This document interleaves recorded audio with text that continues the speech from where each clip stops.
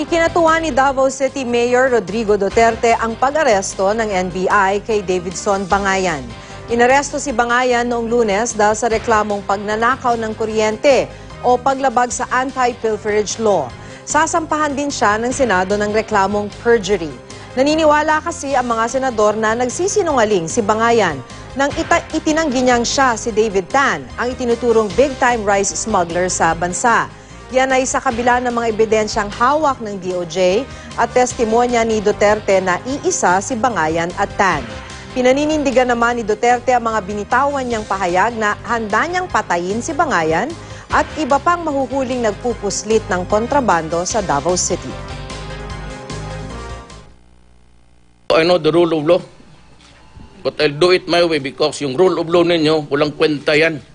If it's just a matter of threatening to arrest, prosecution, ang mga kriminal di madlock. Ing napatyon taga.